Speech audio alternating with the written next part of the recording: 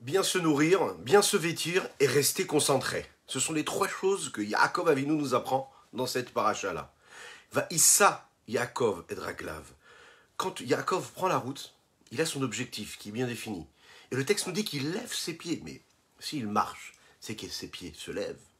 En effet, il faut savoir marcher. Lorsqu'on a un objectif, lorsqu'on s'est bien nourri d'études de Torah, d'enseignements, de vertus, de bonnes vertus, lorsque l'on sait comment on s'est habillé, c'est-à-dire des bonnes actions, des bonnes mitzvot, agir comme il faut, se comporter comme il faut, une bonne étude, des bonnes actions, un bon comportement, et rester concentré sur son objectif, c'est ce qui nous permet d'accomplir la volonté de Dieu, qui est quoi? L'objectif, c'est de faire de ce monde-là un monde meilleur, un monde de sainteté, de pureté, de tranquillité. Boker Tov, les Koulam, bonjour à toutes et à tous, je suis infiniment heureux de vous retrouver en cette magnifique matinée que Dieu nous offre sur la terre. On dit merci, merci mon Dieu. Dites merci dans les commentaires, faites-le, n'hésitez pas. J'espère que vous allez bien. On va démarrer notre Tania du jour dans quelques instants, juste après ces quelques notes de Nigun.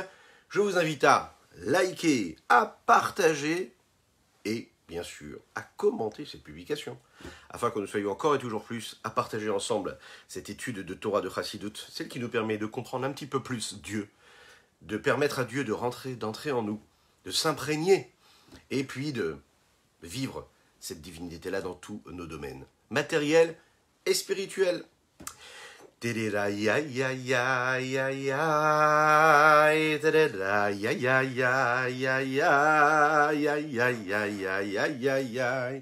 Ay da da da di da da da da, ay ya ba ba ba, ay da da da ma ya ya ya ya, ay ya ya ya ya ya ya ya ya ya ya ya ya, ay da da da di da da da da, ma ma ma ma ma, da da da ya ya ya, da da da da ya ya ya.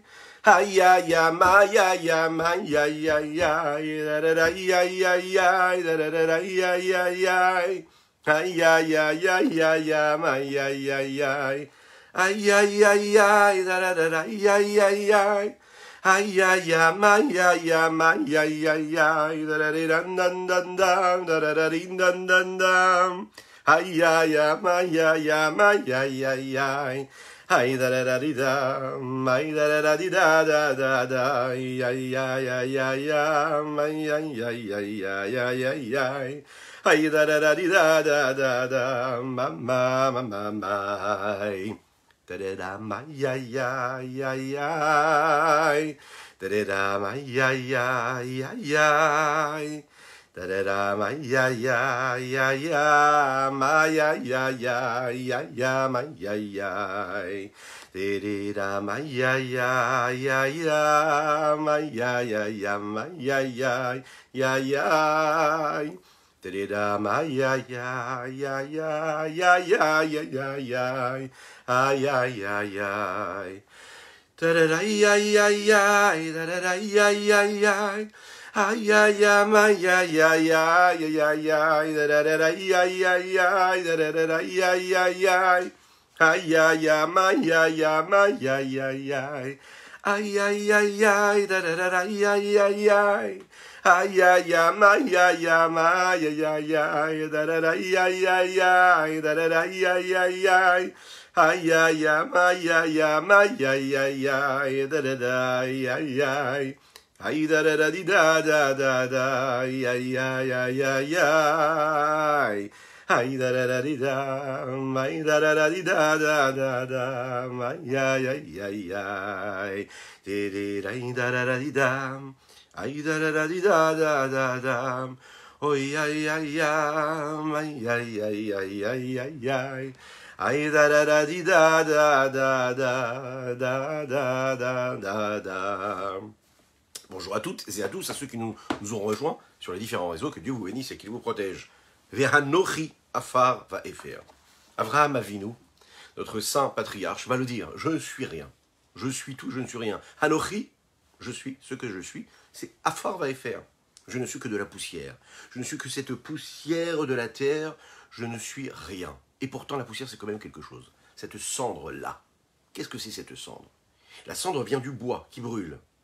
Nous savons qu'il y a ces quatre éléments qui permettent eh bien, l'existence de tous les éléments que nous côtoyons dans notre vie de tous les jours, dans notre quotidien. Esh, Ruach, Ma'im, Afar. Du feu, du souffle, de l'eau, et quoi? Et de la poussière, de la cendre. En fait, chaque élément est constitué de ces 4 éléments-là. Et parfois, oui, il y a une transformation des éléments. Qu'est-ce que cela devient? L'essence même de cette poussière, de cette cendre-là, c'est du bois qui a brûlé. Le bois est constitué de ce feu, de ce souffle, de cette eau et de cette poussière-là. L'essentiel et la base de tout, c'est quoi? C'est le afar, la poussière. Lorsqu'il est brûlé, eh bien, en fait, chaque élément retourne à sa source. Et ça devient ce que nous appelons la fumée. Ça part, ce qu'on appelle partir en fumée, complètement. Et ensuite, à la fin, ce qu'il en reste, si on regarde bien, le feu s'en va, le souffle s'en va, l'eau s'en va, et puis qu'est-ce qui reste? Il reste l'essence de chaque élément, et là, en l'occurrence, ce sera donc la cendre, qui, elle, est constituée de ce bois-là, qui était la base même initiale. Alors, ce qui est intéressant, c'est que c'est de cette poussière que l'essence même devient ce qu'il devient, c'est-à-dire un arbre à la base. Mais concrètement, cette poussière n'a rien en dehors de ce qu'elle est, si ce n'est les autres éléments qu'elle va ajouter à ce qu'elle est, elle, pour pouvoir donner l'arbre. C'est-à-dire que si on met la cendre, qui est l'essence même de cet arbre-là, toute seule, et qu'on n'y ajoute pas les autres éléments, ça ne donnera pas du tout un arbre. Ça ne suffit pas. Pour que puisse être cet arbre-là joli, pour qu'il puisse être quelque chose qui nous inspire du plaisir, du désir, de la grâce, de la beauté, de l'harmonie. C'est beau un arbre, il suffit de le regarder. C'est beau quand on se concentre sur chaque élément de cet arbre-là, depuis ses fondations, depuis ses racines, depuis ce tronc-là qui s'élève, qui monte, depuis ses branches, chaque arbre qui est différent, chacun qui a son identité, chacun qui a sa couleur, qui donne des fruits différents, des saveurs différentes, une vue différente. C'est magnifique, c'est exceptionnel. Il suffit de prendre conscience de cela. Maaseh Hashem, les belles créatures de Dieu, c'est exceptionnel. Mais pour qu'il puisse y avoir cette vue-là, réelle, cette vision, cette beauté-là, il faut qu'il y ait des autres éléments. La cendre du bois ne suffira pas. Donc, autant cet arbre-là, ce que je vois, c'est que du bois, et que l'essence de cet arbre-là, c'est cette petite cendre-là, cette base d'éléments, il y a quand même la nécessité qu'il y ait cette eau-là. Et qu'est-ce qui va faire que cet arbre-là, il est joli à être vu? C'est justement parce qu'il y a cet élément qui est quoi? L'eau, par exemple. On ne le sait pas, on ne s'en rend pas compte. Mais c'est cet aspect-là qui nous permet et qui suscite le désir. Comme on le dit, qui a ma'im matzmichim kol minet tanug. L'eau, c'est ce qui éveille toute forme de désir, de passion, de plaisir. On le sait, on vit dans une société, on sait très bien que ce sont les codes qui sont utilisés. Et c'est pas pour rien, parce qu'à la base, l'eau, c'est cet élément d'eau qu'il y a partout, d'humidité, qui crée et qui suscite le désir. Et le plaisir. Lorsque cette poussière-là, cette cendre-là, n'a pas encore donné ce que cet arbre est devenu, ou bien lorsque cet arbre-là s'est consumé par le feu, parfois, et qu'il a rendu un petit peu à leur source première, l'eau, le feu, le souffle, et qu'il ne reste que la cendre, il ne reste quasiment plus rien. Mais il reste l'essentiel. Attends, ce qui est intéressant, c'est qu'Abraham Avinu, qu'est-ce qu'il nous dit? Il ne dit pas « je suis un arbre ». Je suis un arbre qui est constitué de tous les éléments. Abraham Avinu dit « Va'anochi afar va'efer ». Va'anochi afar va'efer, ça veut dire « je suis redevenu ce que j'étais à l'essence même de ce que je suis », mais dépourvu de toutes ces petites choses-là qui sont au-dessus, qui ont été rajoutées, ajoutées. Lorsqu'il dit « Va'anochi va'afar », ça veut dire qu'il est conscient que même si Abraham, c'est ce que nous appelons la référence même de ce qu'est le chesed. On dit que Avraham Avinu, c'était la vertu, l'attribut de bonté. Yitzhak Avinu, notre saint patriarche Isaac, c'est quoi? C'est la vertu et cet attribut-là de rigueur, de la Gévoura.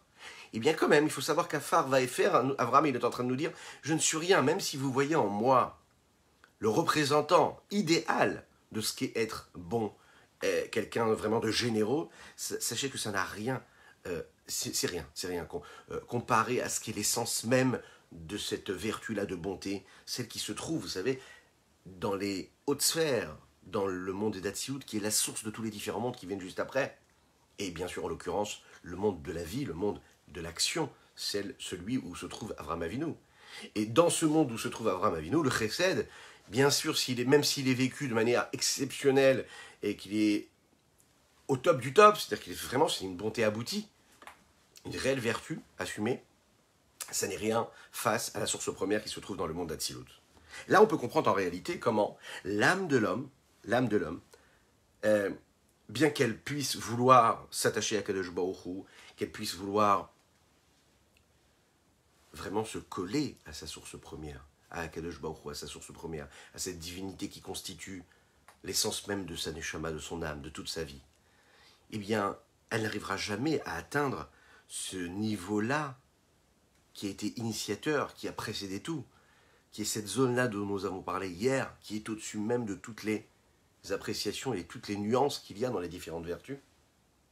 Ça reste un attachement, mais la neshama de l'homme, elle restera à son niveau, et pour réussir à atteindre les attributs, les différentes vertus telles qu'elles sont dans le suprême, dans tout ce qui est supérieur, ça va être beaucoup plus compliqué, et c'est un travail qui est totalement différent, et qui nécessite énormément, exactement, d'efforts. Parce que la mida d'un homme n'est pas la mida de Dieu. La mesure, l'équilibre de l'homme n'est pas l'équilibre de Dieu, ça n'est pas du tout pareil. Et c'est ce que nous allons voir ici dans les mots du Rabbi Shlomo Zalman de Liadi, ce qui nous développe aujourd'hui dans notre Tanya. Vous vous en souvenez, on a parlé de la nécessité d'étudier la Torah et d'accomplir les mitzvot. Chacune a sa fonction. Il y a aussi la tefila qui nous apporte, qui nous permet d'atteindre un niveau aussi.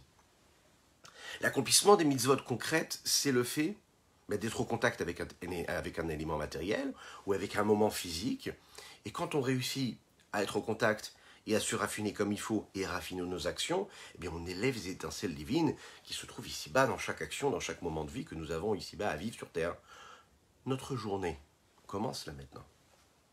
Tout ce qu'on va entreprendre dans notre vie aujourd'hui, que ce soit amener les enfants à l'école, que ce soit aller travailler, que ce soit prier, que ce soit les actions, que ce soit les courses que nous allons faire, que ce soit les travaux que nous allons entreprendre à la maison, que ce soit les rapports humains que nous allons avoir, on doit toujours se souvenir que notre but à nous, c'est quoi en fait?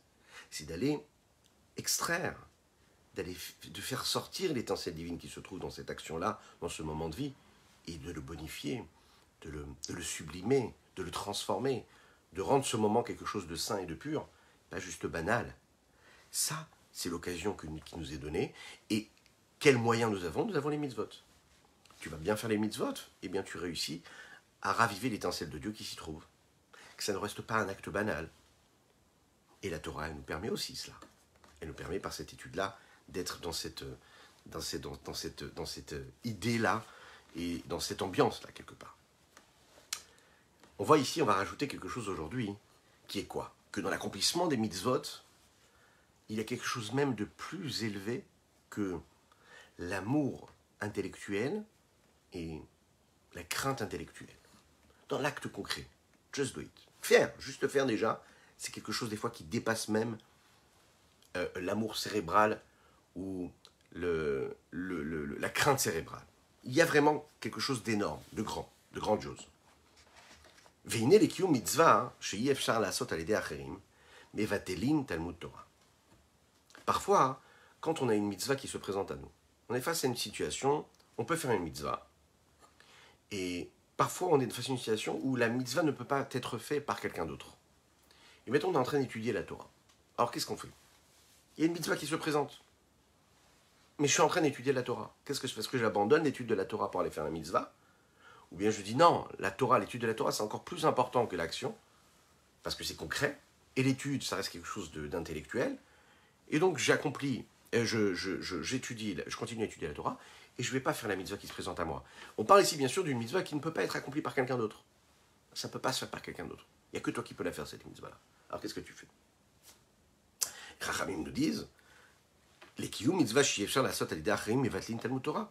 La halacha nous dit, qu'est-ce qu'il faut faire? Il faut arrêter d'étudier la Torah et aller faire cette mitzvah-là. Vous connaissez la fameuse histoire de Rabbi Shlomo Zalman de Liadi, l'auteur du Tanya, qui, un jour de Kippour, est en train de faire la tefila. Imaginez un petit peu ce que ça veut dire pendant la tefila de Yom Kippour. Un moment phénoménal, intense, de concentration extrême. Et il entend qu'il y a une femme au bout du village qui vient d'accoucher. Et personne ne peut s'occuper d'elle, puisque tout le monde est à la synagogue. Qu'est-ce qu'il fait? Il va poser son talit, ou pas. En tout cas, il va arrêter sa tefila, il va arrêter sa prière. Il va courir jusqu'au bout du village pour lui-même prendre du bois, faire du feu, pour réchauffer de l'eau pour cette femme-là. On imagine un petit peu ce que ça veut dire. Ça veut dire que le jour de Kippour, a priori, il va transgresser le jour de Kippour. Mais pas du tout, il ne transgresse pas. Parce qu'en fait, la mitzvah qu'il est en train de faire, elle va repousser la célébration ici, à ce moment-là, de Yom Kippour, à travers cet interdit-là. Qu'est-ce que ça veut dire? C'est-à-dire que parfois, on doit même s'arrêter de faire quelque chose d'extrêmement important à nos yeux pour pouvoir faire une autre mitzvah, une mitzvah qui ne peut pas être accomplie par quelqu'un d'autre. À ce moment-là précis, on nous le dit. Si une mitzvah se présente à toi, tu es en train d'étudier la Torah, tu t'arrêtes de le faire. La Morazak, elle nous précise ici, Va'afilu ma'ase merkava. Même si tu es investi dans une concentration qui est en train de se traduire par quoi? Par une forme d'évolution, de connexion, de concentration avec des sujets très très élevés. Ça veut dire des sujets ésotériques, des sujets kabbalistiques. Tu es vraiment en train de créer quelque chose dans ta pensée, dans ton cœur. Tu es vraiment concentré sur quelque chose de très très très élevé. Ce qu'on appelle Ma'ase Merkava, vous savez, c'est réellement prendre conscience de ce... On crée ce véhicule-là qui reçoit les lumières célestes, qui reçoit l'infini saint béni soit-il à travers les différents réceptacles. On crée quelque chose de très très très élevé, de très spirituel. Vraiment concentré en train d'étudier du Zohar, de la Kabbalah, des choses comme ça. Et puis on nous dit, tu peux aller aider un juif là. Une mitzvah quoi, très simple. Chol Sheken, il dit encore plus. Une personne qui est en train de prier. Et c'est à quel niveau la prière? C'est au niveau quoi? Cérébral, de l'amour et de la crainte intellectuelle. Vous vous souvenez, hier on a vu la différence qu'il y a entre l'amour et la crainte intellectuelle ou l'amour et la crainte émotionnelle. C'est pas pareil. Donc même si ça reste intellectuel, et qu'est-ce que toi tu fais? On te dit, non, tu arrêtes ta tefila. T'arrêtes ta tefila, tu vas faire la mitzvah. C'est plus important de faire. Bon, parce que personne ne peut la faire à ta place. Pourquoi? Parce que Vahata'am kaniskar le'el, comme on l'a dit plus haut, c'est quoi? C'est parce qu'en fait, le travail de l'homme, il faut s'en rappeler, c'est quoi l'objectif? C'est de raffiner ici-bas ce monde. Comment je raffine ce monde? C'est quand je prends et j'extrais les étincelles divines qui se trouvent partout et je les laisse jaillir ou rejaillir, je les dévoile, je leur permets de s'exprimer. Comment je peux leur permettre de s'exprimer? Mais quand je fais telle ou telle mitzvah. Et donc, puisque le but, c'est réellement de permettre à ces étincelles divines de prendre place, de s'installer, de vivre, de s'épanouir, afin d'éclairer et d'illuminer ce monde-là, face à cette situation-là, tous les sentiments d'amour, de crainte cérébrale qui peuvent et que je peux avoir, même s'ils sont d'une subtilité, d'un raffinement, d'une spiritualité phénoménale, je les mets de côté et je fais passer en premier ce travail-là sur cette étincelle divine-là. Ça passe avant tout. Parce que c'est le but d'un homme sur Terre, c'est le but de tout le système des différents enchaînements, des différents mondes spirituels jusqu'à notre monde à nous. Et Odzot, et bien plus que cela. Chez Behemet, Meod Gadla, Vegava, Malad, Mitzvot, Maasiot. Bien sûr, il faut le savoir que c'est véritablement ça. La valeur que les mitzvot concrètes ont, et ainsi que Vechel Nimudam, le fait d'étudier les lois qui concernent les mitzvot. Parce que vous savez qu'on a quand même, on avait étudié ce principe-là aussi, le fait d'étudier les lois qui concernent chaque mitzvah qui me permettent de savoir comment je dois accomplir telle ou telle mitzvah, tel ou tel commandement, c'est à rentrer dans une certaine case. C'est pas la même chose que d'étudier la partie ésotérique de la Torah, par exemple. Quand j'étudie ça, par exemple, et que ça fait travailler quoi? Ma partie cérébrale, intellectuelle, c'est bien plus grand, que de fournir un effort intellectuel pour faire grandir en moi la crainte de Dieu ou l'amour de Dieu.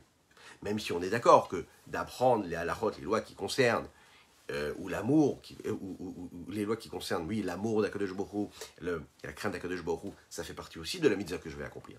Mais quand je passe du temps à comprendre la technicité d'une mitzvah, comment est-ce que je dois le faire, de quelle façon je dois le faire, quelles sont les lois exactement, eh bien, à ce moment-là, je suis vraiment attaché à quelque chose de beaucoup plus terre-à-terre, a priori. J'ai moins l'impression de m'envoler. Eh bien, à ce moment-là, m'envoler spirituellement, dans la partie ésotérique ou kabbalistique, mais quand même, on te dit là, tu es vraiment tu es tout prêt, en fait.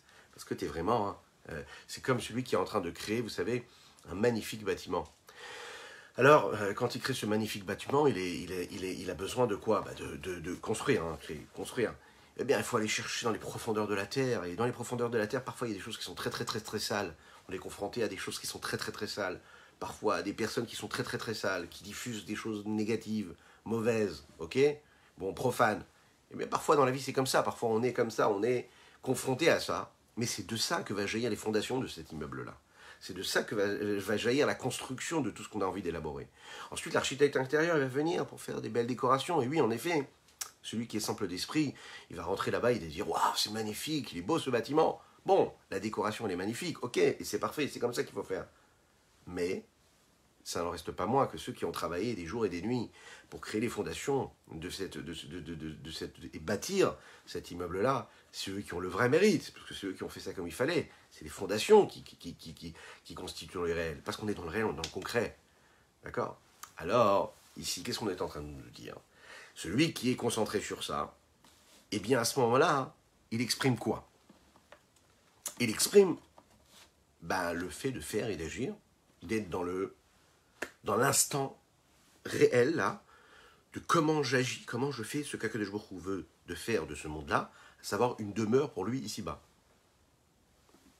Que ce monde-là soit une demeure pour lui ici-bas, un monde saint, un monde pur.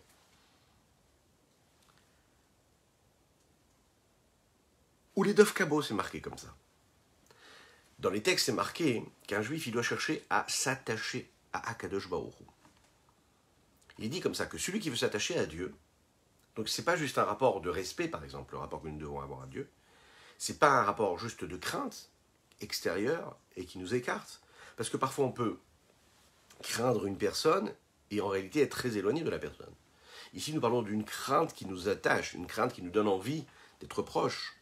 Un peu comme un fils qui craint son père parce qu'il a peur du bâton, Chas Shalom, mais parce qu'il le craint par respect. Il le craint et il a envie d'être proche de lui. La crainte qu'il a de son père, c'est pas de s'écarter de lui, c'est d'être plus proche de lui. La crainte qu'un homme a pour son maître, c'est pas une crainte qui est que j'en ai tellement peur, que je le crains tellement que j'ai envie de partir, j'ai peur d'être devant lui. C'est une crainte qui est en réalité une crainte qui appelle quoi? Le respect. L'envie d'être toujours avec lui, d'être attaché à lui, de sentir qu'il y a une lumière, il y a une source d'énergie extraordinaire et qu'on a envie de s'y attacher. Et pourquoi on a envie de s'attacher? Un petit peu comme une personne qui a besoin d'aller quelque part, qui ne sait pas comment y aller, qui ne connaît pas la route et qui va sauter dans le wagon pour être sûr d'arriver à destination. Et qui est-ce qui va lui conduire cette destination-là? Ça va être ce maître-là, hein, s'attacher à la poignée, c'est comme ce qu'on a l'habitude de dire, se jeter comme ça et s'attacher à la poignée du grand maître, du tzaddik, c'est ce qui nous permet d'être sûr, hein, de plus ou moins arriver à la bonne destination. Et le fait de s'attacher au tzaddik, ça nous permet de nous attacher à qui? À Dieu. Parce qu'il est dit comme ça, que tout celui qui s'attache au Talmid Chacham, alors Akadosh Baruch Hu considère qu'il a, les Chachamim, ils disent que c'est considéré comme si c'était attaché à Dieu lui-même. Mais pourquoi attaché à Dieu lui-même? Parce que si tu t'attaches vraiment au tzaddik lui-même est attaché de tous les pores de son corps et de son âme, par tous les pores de son corps et de son âme, à Dieu, alors automatiquement tu t'attaches à Dieu. L'Echaim.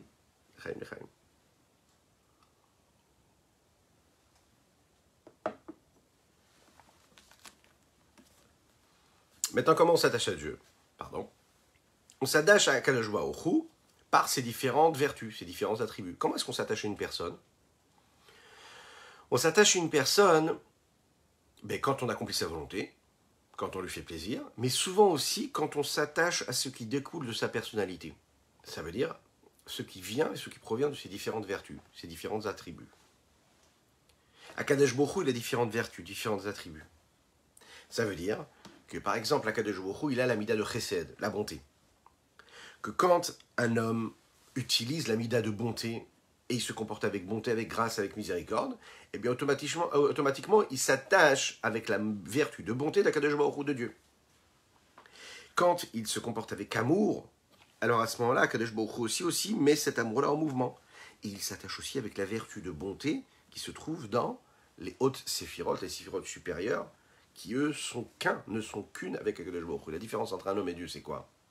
C'est que Dieu et ses vertus, c'est une seule chose. Alors qu'un homme et ses vertus, c'est pas une seule chose. Il en est détaché. Dieu et ses vertus, c'est une seule chose. Ça veut dire que tu t'attaches à l'amour de Dieu, mais tu t'attaches à Dieu directement. Parce que lui ne fait qu'un avec. Il n'est pas dissocié. Ça veut dire que si toi tu te comportes avec chesed, tu t'attaches au chesed de Dieu. Et si tu t'attaches au chesed à la bonté de Dieu, tu t'attaches à Dieu directement. Ou les Dov Kabo, c'est marqué. Il faut s'attacher à lui à travers ses différentes vertus. Mikol Makom, ici, il nous dit quelque chose d'intéressant. On s'attache avec le principe même, avec cet étang-là, qui est cette mida-là de chesed, cette vertu de chesed, mais en aucun cas on arrive à s'attacher à l'essence même de cette mida-là. Pourquoi?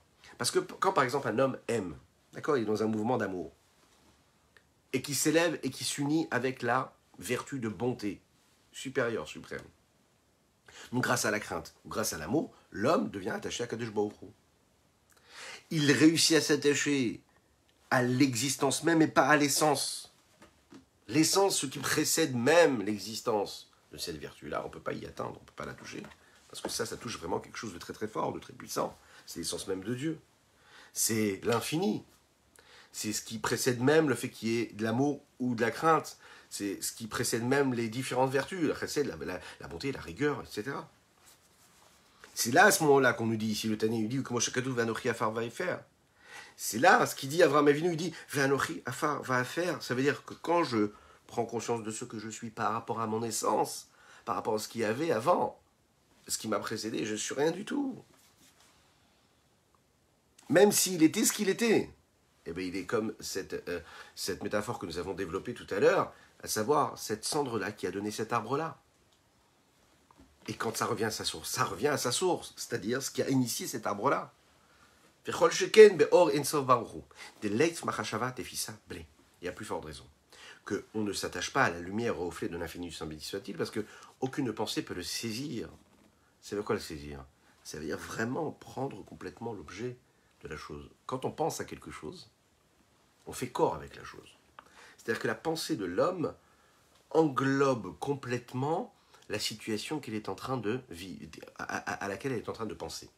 Quand on pense à un objet, on entoure complètement l'objet. Encore plus que quand on dit les mots qui définissent l'objet. La preuve, c'est qu'avec la pensée, on est capable d'englober la description et visualiser un événement de manière beaucoup plus globale et détaillée que quand les mots sont prononcés pour définir et pour décrire cette situation-là. Il faut beaucoup de mots pour décrire une situation. Il faut une pensée unique pour imaginer et revivre, par exemple, un événement ou une situation ou une scène de vie. Une pensée, ça englobe tous les détails. Les mots de la parole ont besoin, dès qu'ils sont matérialisés, par définition, il faut trouver beaucoup de mots pour dire beaucoup de choses, pour définir tous les détails. La pensée, elle saisit ce à quoi elle pense. Elle entoure et elle englobe complètement la scène de vie, la situation ou l'objet. Et pourtant, Leit Machashavat et Fisabe, quand on veut saisir Dieu, là c'est pas pareil. On n'aura jamais la possibilité vraiment de le saisir, de se dire voilà, j'ai la vue d'ensemble et j'ai même parfois même les détails. Quand on parle de Dieu, c'est plus compliqué. C'est pas que c'est pas compliqué, c'est qu'on ne peut pas atteindre cet infini-là. On ne peut pas atteindre cela tout simplement parce que aucune pensée peut saisir Be'oro, sa lumière, et la façon avec laquelle la vitalité de Dieu se répand, influence ce qui vient de lui, de Saint béni soit-il. Qui imbimtiuto. On peut comprendre, on peut le saisir, on peut accepter et concevoir qu'il y ait quelque chose, mais de l'intégrer réellement et de comprendre la source qui fait ce qu'il y a, c'est beaucoup plus compliqué. C'est même infaisable. Ça veut dire qu'on peut comprendre et voir et saisir que c'est Akadosh Baruch Hu qui fait vivre tout, qui donne la vitalité à tout, mais pas à l'essence. Ça, on ne pourra pas jamais saisir.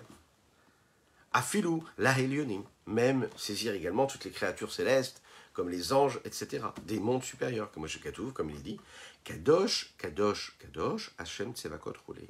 Akadosh Baruch Hu, il est saint. Qu'est-ce que ça veut dire? Il est saint. Kadosh, Kadosh, Kadosh, il est saint, il est séparé. Ce qui est saint est séparé. Ça n'est pas dans le même paquet. C'est différé. Vous savez, c'est comme par exemple, la semaine et le Shabbat. Ah ben, le Shabbat, c'est ce qui nous coupe de la semaine. Il y a la semaine, c'est une entité. Et il y a le Shabbat, c'est une autre entité. C'est pas pareil du tout. C'est pas la même dimension du tout. C'est parce que c'est séparé que c'est Kadosh. La définition de Kadosh, c'est ça. La Gdusha se crée et se fait dans la séparation. C'est parce que tu es capable de distinguer ce qui est permis de ce qui est interdit que tu deviens Kadosh, tu deviens pur. C'est justement pour ça. Akadosh Baruch Hu, il est séparé, il n'est pas à notre niveau. Le Dieu de Tsevakot, oui, Tsevakot, oui, c'est quelque chose qui nous détache. Et qui est-ce qui dit ça? Ce sont les Sraphim, les anges supérieurs. C'est les anges supérieurs qui se trouvent dans le monde de Bria. Ça veut dire que même l'essence même de la lumière, de leur sainteté, se sépare même d'eux. Bien qu'ils soient eux-mêmes des êtres spirituels, qui eux sont dans le monde de Bria. les Vad Alulim Aneetzalim, les niveaux des différents mondes, du monde d'Atsilut précisément, qui eux sont les causes qui créent les effets d'ensuite qu'il y a dans les différents degrés, différents niveaux, qui sont encore plus hauts que haut. Vous savez, on va chercher quelque chose qui précède même la cause. Eux peuvent saisir Masigim Kolechad Beilato, chacun peut saisir son propre niveau là. Mais celui qui est en bas ne peut pas saisir celui qui est en haut. Kefi Aseder, Shebe Etzraim, Beitlapshut Apartsofim, on ne va pas rentrer dans les détails, mais comme c'est expliqué bon, voilà, de manière beaucoup plus détaillée dans le Etzraim, dans ce livre de la Kabbalah, qui, pour donner la traduction littérale, Partsofim, ce sont les visages kabbalistiques, ésotériques, qui définissent le mode de fonctionnement et le mode d'enchaînement avec lesquels apparaissent et par lesquels apparaissent les différents niveaux de lumière et de reflet de Dieu et de présence de vitalité de Dieu, et comment est-ce qu'ils s'habillent dans les séphirotes supérieures et comment est-ce qu'ils descendent et qu'ils s'habillent dans les séphirotes inférieures.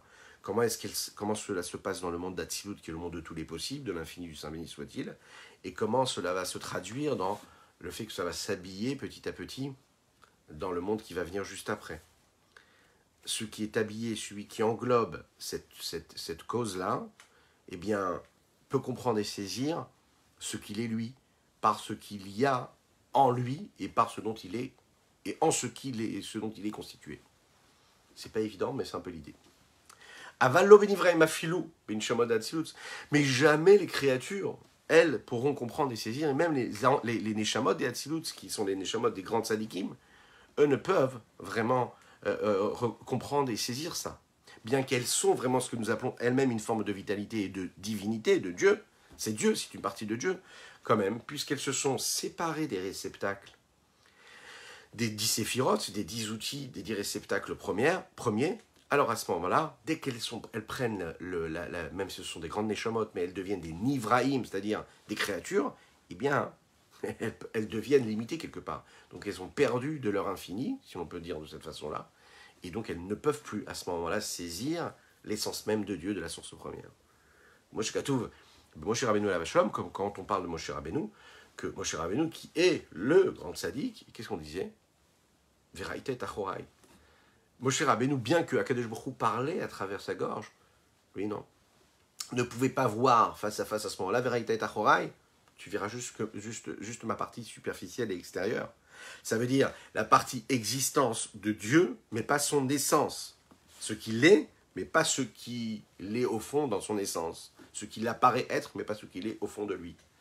Ça veut dire que même Moshe Rabbeinu, quand il voit, ça veut dire, vous imaginez un petit peu, par la Neshama même, c'est-à-dire pas par ce qui reflète de cette Neshama-là, pas par une mitzvah ou une étude ou une prière, non, sa Neshama dans sa source première, lui-même ne pouvait pas l'atteindre. Il ne pouvait voir que l'existence de Dieu, et pas son essence. Mais là, ce qui est exceptionnel, ce qui est en train de dire l'Admorazaken, après tout ce qu'il nous dit là, il nous dit, mais attention, sachez que quand vous faites une mitzvah, il se passe quelque chose d'exceptionnel. C'est ce que nous allons voir dans le Bezrat Hashem, la partie de demain. Les maaseh mitzvot, quand on fait une action concrète, on est en train de faire un voyage qui dépasse complètement tout ce cheminement qu'on vient de développer. Maaseh mitzvot, c'est l'existence de l'essence même de Dieu. L'essence même de Dieu. Pas je fais et je me connecte à ce que Dieu est. C'est, en apparence, c'est ce que Dieu est dans la profondeur, dans son essence même.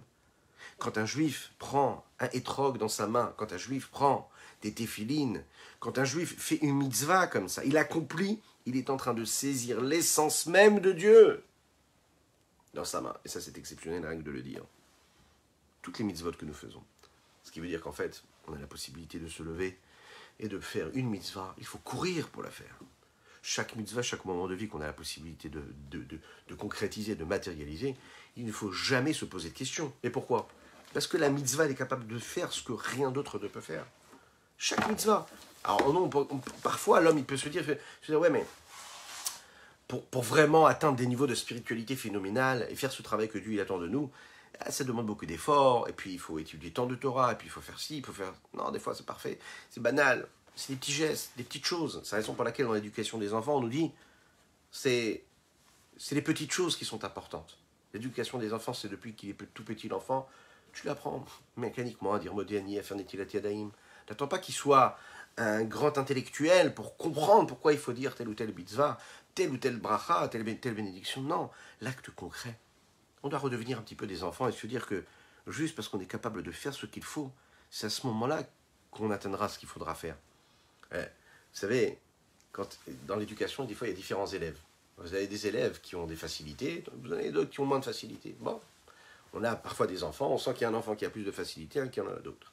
On a déjà développé ces sujets-là et on sait que ce n'est pas du tout de cette façon-là qu'il faut voir les choses, qu'il ne faut pas du tout juger nos enfants par rapport à leurs résultats scolaires, etc. Mais vous allez voir, par exemple, des fois, il y a un enfant qui a une tête qui est bien ouverte, une tête large, une perception beaucoup plus grande, qui a une facilité de compréhension, qui intègre le sujet beaucoup plus facilement, et qui, bien sûr, c'est le meilleur des élèves pour le professeur. Ben, en réalité, le professeur n'a pas des bons élèves. Le professeur, il est bon ou il est mauvais, en fait, en réalité. Il n'y a pas de bons élèves. Il n'y a que des bons ou mauvais professeurs. Ouh là là. J'espère que les professeurs de mes enfants ne vont pas m'entendre. Mais bon, peut-être que si, ça peut leur permettre de... Bon. Parenthèse. Alors, oui, il y a des bons professeurs. C'est quoi un bon professeur? Un bon professeur, c'est qu'il comprend qu'en réalité, le but, c'est pas que cet enfant-là, comme il a des bonnes notes, alors ça veut dire que c'est le meilleur élève. Pas du tout, pas du tout, pas du tout. C'est juste qu'il a plus de facilité. Donc en fait, quoi? Si tu le juges par rapport à son niveau à lui, ben, il n'a pas une bonne note, en réalité. Quand est-ce qu'il aurait une bonne note? C'est s'il a réussi à fournir autant d'efforts que celui qui est au fond de la classe, qui, lui, a du mal à apprendre ce qu'il doit apprendre. Sinon, c'est sur quoi qu'on juge? C'est sur quoi? Sur tes capacités. Mais on ne peut pas te juger sur tes capacités dans ce cas-là. Parce que quand tu reçois ta note, tu la reçois quoi? Sur les capacités de l'autre.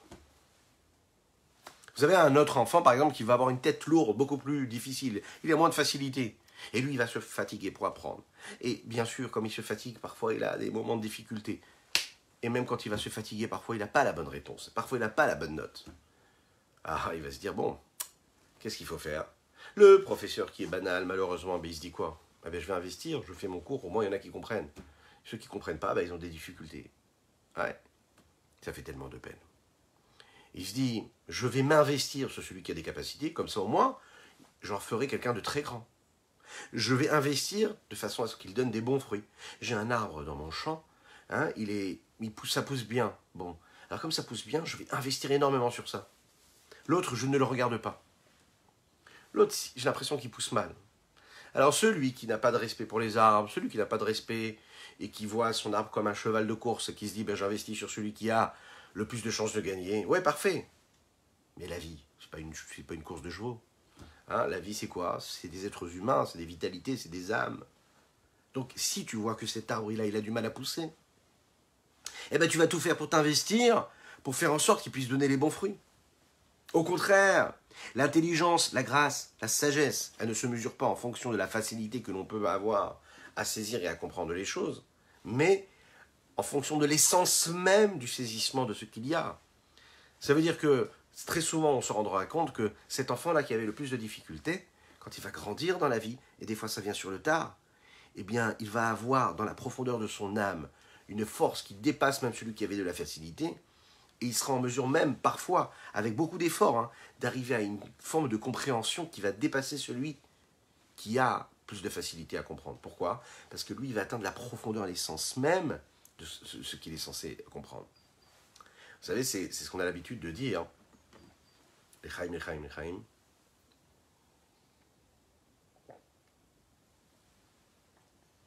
Tous les jours dans la tefila, on dit Hareinu Hashem Chazdecha. Au début de la tefila, on demande à Dieu, on dit Hareinu Hashem Chazdecha. Montre-nous ta bonté. On en profite pour demander à Kadesh Baruch Hu, je compte sur vous. Amen, amen. Kadesh Baruch Hu, il montre sa bonté, sa grâce, sa facilité.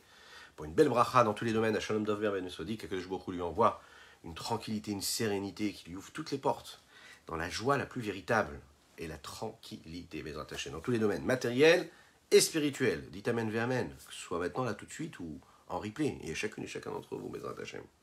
Arenu Hashem Chazdecha. Bon, on demande à Kadesh Baruch Hu, on dit, montre-nous ta bonté, veillez Shachat Itenanu, et ton salut, donne-nous. Qui nous montre comment est-ce qu'il est bon avec nous. Pourquoi ça a besoin de nous montrer? Parce que vous savez que parfois, en fait, on ne voit pas le bon qui nous est donné. C'est une demande, c'est une requête qui est double. Montre-nous ce que tu nous fais. Parce que, en fait, tout ce que Dieu y fait, c'est bien. Parfois, Dieu, il envoie une claque à quelqu'un, que Dieu nous en préserve. Il envoie des difficultés, il envoie des épreuves. Okay, alors cet homme-là, il se dit, mais je ne comprends pas, mais qu'est-ce qu'il me veut? Qu'est-ce qu'il me veut, Dieu? J'arrive pas à comprendre, qu'est-ce qu'il attend de moi? Alors on lui dit, non, mais t'inquiète pas, tu sais, tout ce que Dieu fait, c'est parfait. En son temps, tout est bien. Ok, génial. Donc en quoi? Quand c'est difficile, c'est de la montée. Oui, oui, c'est de la montée, t'inquiète pas. Oui, mais pourquoi ça me paraît difficile? Bah, ça te paraît difficile, c'est comme ça, c'est une épreuve. Oui, mais moi, je veux voir la bonté. Donc, en fait, il faut savoir demander à Dieu. On demande à Dieu, on lui dit, montre-nous ta bonté. Que ce soit visible. Parce qu'il y a différentes façons d'atteindre la bonté d'Akadosh Baruch Hu. Il y a le monde de la Chassidut, on n'explique que quoi? Qu'il y a le chesed qui vient du monde de Alma Deit Kassia, ça veut dire un monde qui est caché. Il est caché, il est tellement voilé, mais il est plus élevé que le monde qui est appelé Alma Deit Galia, ce monde-là qui se révèle, qui se dévoile. Quand il descend ici-bas sur Terre, il devient même, malheureusement, c'est ce que nous appelons, comme c'est caché, et que ça précède le monde du dévoilement, mais comme c'est caché, quand ça se révèle ici-bas, malheureusement, que Dieu nous en préserve, ça nous apparaît sous une forme de issourim, d'épreuve, de difficulté. Le Tanya, le Rabbi Shlomo Zalman nous explique que le chesed, ce chesed, il est tellement élevé qu'il ne peut même pas s'habiller dans le monde matériel. Ça veut dire que comme il est très élevé, il n'a pas de réceptacle ici-bas sur Terre qui soit assez puissant pour pouvoir le recevoir. Donc il ne peut plus le recevoir. Et comme il ne peut pas le recevoir, alors ça se traduit comment en épreuve? En inverse. Maintenant, on va essayer de comprendre un petit peu qu'est-ce que ça veut dire.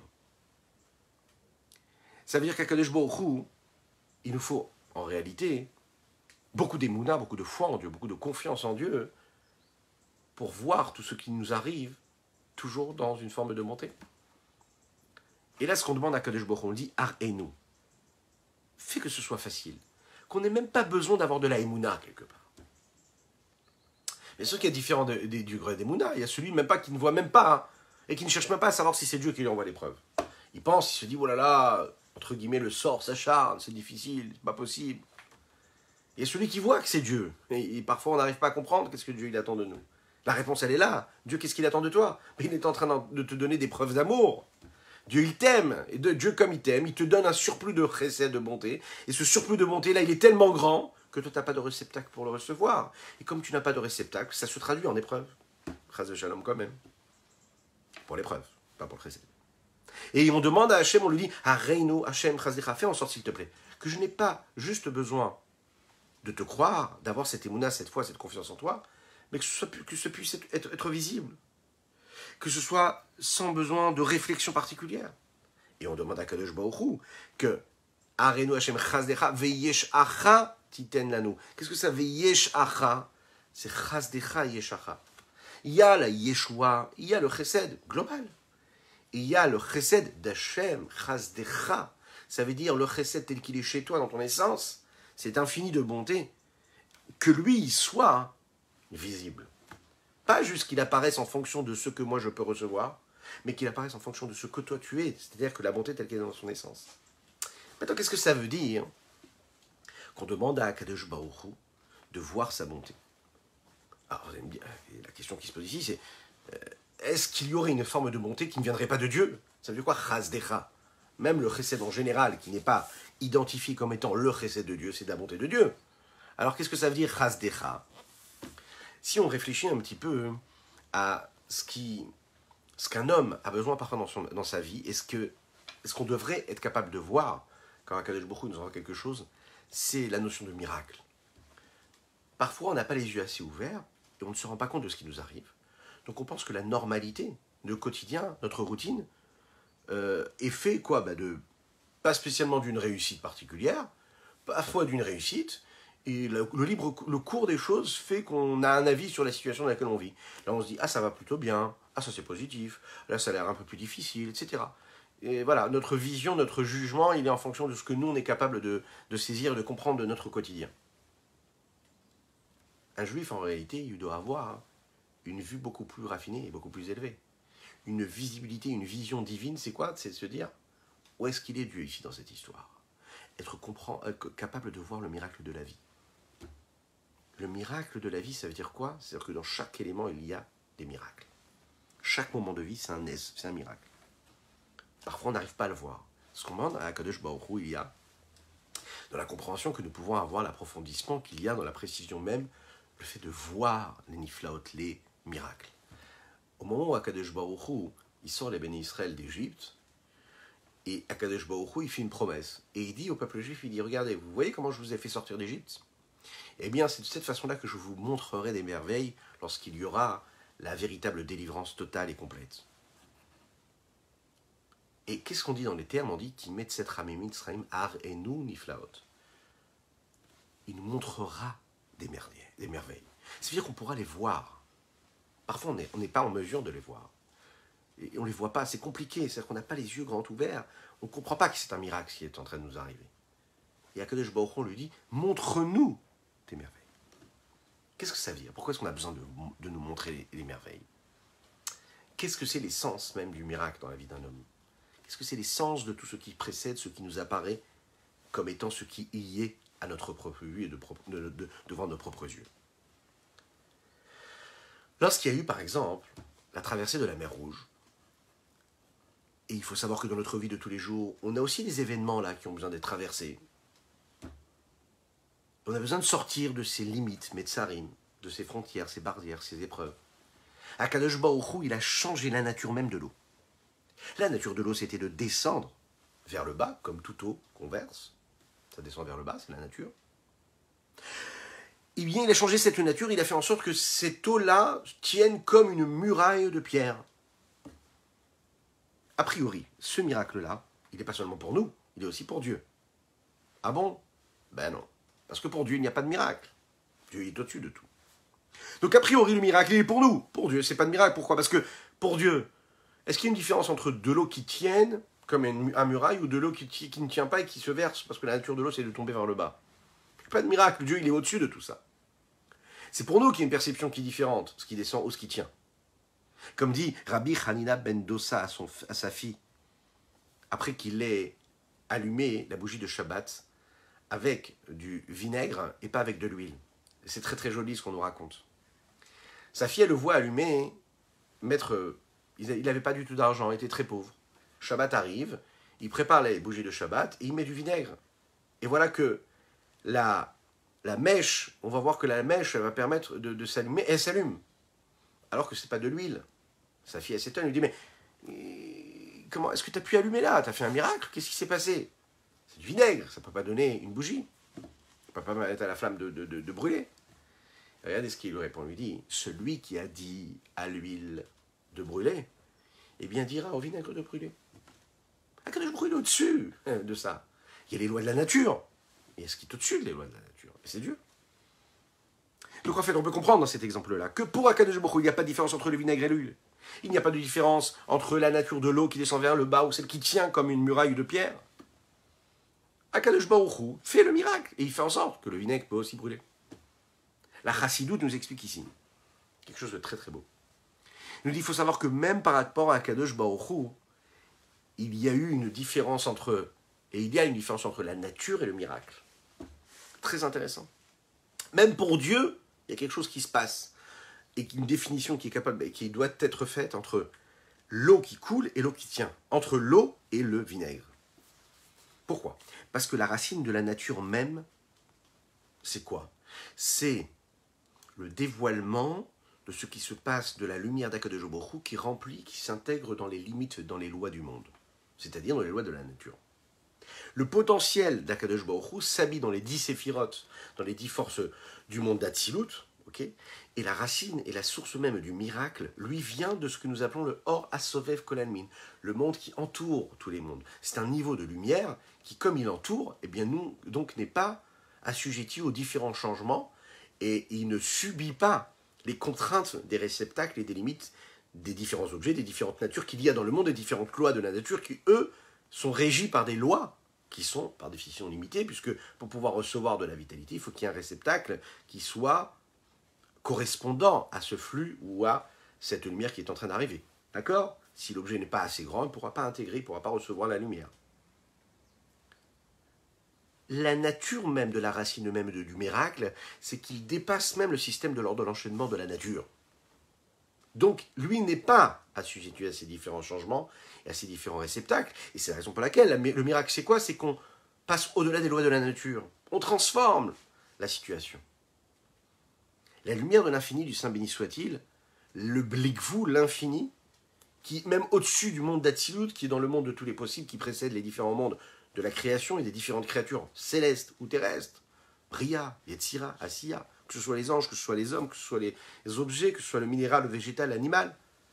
C'est la raison pour laquelle, lorsque Akadosh Baruch Hu se dévoile par un miracle, c'est-à-dire par cette force-là de Sovev qui entoure les différents mondes, il y a un changement qui se crée, même sur le mode de fonctionnement qu'il y aura à ce moment-là, dans le dévoilement de Dieu. Donc, pas seulement pour nous, mais même par rapport à Dieu lui-même. Et c'est comme ça que, d'après la Chassidut, nous explique ici, que dans le miracle, il y a aussi un changement. Il y a un changement pour l'homme, puisqu'il voit quelque chose de spécial qui s'est passé, mais même au niveau de Dieu, il y a un changement. Puisque la source de lumière ne sera pas la même. C'est pas la même lumière, ça n'est pas la même lumière, la même énergie que Dieu envoie lorsqu'il fait les choses selon les lois de la nature, puisque là c'est Memale Kol Almin, c'est tel que l'énergie remplit chaque chose, chaque élément du monde, ou chaque situation, quand il utilise le miracle, qui elle dépasse les limites du monde. C'est ce qui s'est passé par exemple au moment de Kriyat Yam Souf, dans cet exemple que nous venons de donner. Kriyat Yam Souf, ça veut dire que l'eau, elle descend de la mida, de la vertu de bonté du monde d'Atsilut. Et de la même manière que l'essence même de la bonté, elle, c'est quoi? C'est l'influence, le don, c'est le partage. Bien la même chose. L'eau, c'est de descendre vers le bas. Akadosh Baruch Hu, lui, qu'est-ce qu'il a fait? Il a changé la nature, il a fait unir l'eau. Donc il a changé tout le système de l'ordre de l'enchaînement du monde. Et à savoir de l'eau, et c'est de cette façon-là, il a dévoilé dans le monde d'Atsilut la lumière de l'infini du Saint béni soit-il, qui est ce que nous appelons l'infini, l'illimité, qui dépasse même le monde d'Atsilut, et il a fait entrer dans le monde d'Atsilut. Et par cet intermédiaire-là, il a changé, il a créé la possibilité d'un changement de cette nature-là que l'eau pouvait avoir, et savoir que l'eau qui devait descendre, elle s'est tenue. C'est la raison pour laquelle, qu'au moment où il y a eu la Kriyat Yam Souf, il y a eu cette mer qui s'est fendue en deux, les textes nous disent que toutes les eaux du monde, Nivkeu Kol Yemei, Kol Hamemot Shebaolam, toutes les eaux du monde, elles aussi se sont séparées. Ça veut dire qu'il a changé le concept même. Il a changé ce principe même-là qu'un étang d'eau, c'est un étang d'eau.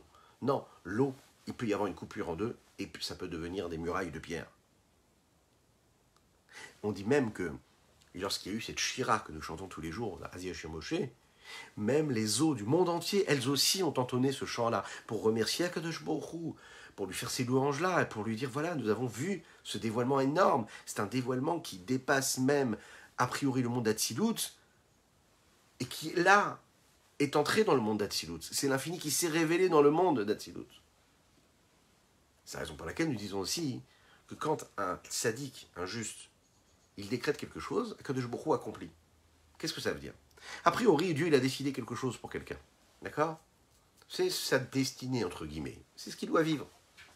Voilà un homme qui va voir un tzaddik. Voilà un tzaddik qui prie pour le Ham Israël. Et là, changement radical. Akadosh Baruch Hu Mekayem. Tzaddik gozer, Akadosh Baruch Hu Mekayem. Le tzaddik a décidé, Dieu accepte la volonté du tzaddik. Mais qu'est-ce que ça veut dire? Dieu, il est au-dessus du tzaddik. Ah, c'est différent. Parce qu'en fait, en réalité, Akadosh Baruch Hu, lui, quand il est dans les lois de la nature, dans le système normal de la vie de chacune et de chacun d'entre nous, eh bien ce sont les lois de Memale Kol Almin, ça veut dire Dieu tel qu'il est dans les limites du monde. Et selon les lois des limites du monde, il y a une forme de lumière qui descend et qui passe à travers le système de ce que nous appelons le Seder Ishtalchelut, lors de l'enchaînement des différents mondes. Et une fois qu'il y a tous ces différents mondes, dans chacun des mondes, il y a des milliers de niveaux et de séphirotes, et toutes ces 10 séphirotes qu'il y a dans chaque monde, permet ce long voyage qui arrive jusqu'à ce que l'homme il doit recevoir ou ce que le monde doit recevoir. Mais quand tu passes au-dessus, quand le tzaddik en réalité il prie Dieu, il dit à Dieu non, c'est pas comme ça que ça doit se passer. Eh bien, Kadesh Baruch Hu, qu'est-ce qu'il fait? Grâce à cette fila-là du tzaddik, cette demande du tzaddik, il va amener un nouveau dévoilement, un dévoilement qui n'est pas dans les lois de la nature. Donc en fait, quand on pense que c'est pas possible, oui, en effet, c'est pas possible. On ne voit pas, selon la loi de la nature, comment la situation pourrait changer. Parce que 1 plus 1, ça fait 2. Donc je vois pas comment je pourrais m'en sortir. Ok, c'est impossible. Il n'y a pas de solution à ce problème-là. Pour qu'il y ait une solution, il faut que telle personne fasse ça. Il faut que lui, il arrête d'être comme ci. Il faut que lui m'ouvre cette porte. Il faut que lui ferme cette porte, etc. Et c'est là où je pourrais arriver à une tranquillité. Donc oui, selon les lois de la nature, ça a besoin d'être régi comme toi tu veux. Mais selon les lois de ce qui est au-delà de la nature, selon ce que le tzaddik est capable de décréter, de demander à Dieu. Et bien là, à ce moment-là, il fait appel en fait à une source et une essence qui dépassent les limites des lois de la nature. Et dans ces lois de la nature, il n'y a pas l'un qui doit ouvrir la porte ou te la fermer. Il n'y a pas celui qui doit accepter cette proposition ou pas accepter cette proposition. Il n'y a pas tout ça, il y a Dieu. Et donc il n'y a pas de limite. Donc là, il change complètement la source première de la vitalité qui précède le système de l'ordre de l'enchaînement des différents mondes. Et ça, c'est différent. Et c'est ça que nous appelons en réalité l'infini qui rentre dans les lois de la nature. Autrement dit, il faut demander à Kadosh Baruch Hu de nous envoyer des miracles. Que quand on voit que selon les lois de la nature, on a du mal à voir la volonté, la grâce et la véritable tranquillité, eh bien, il faut faire appel à Kadosh Baruch Hu et lui demander des miracles. Bezrat Hashem, demain, on développera un petit peu plus le sujet des miracles si on a un petit peu de temps.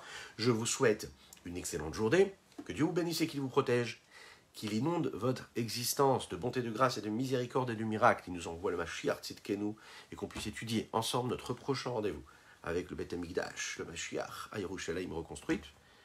À bientôt.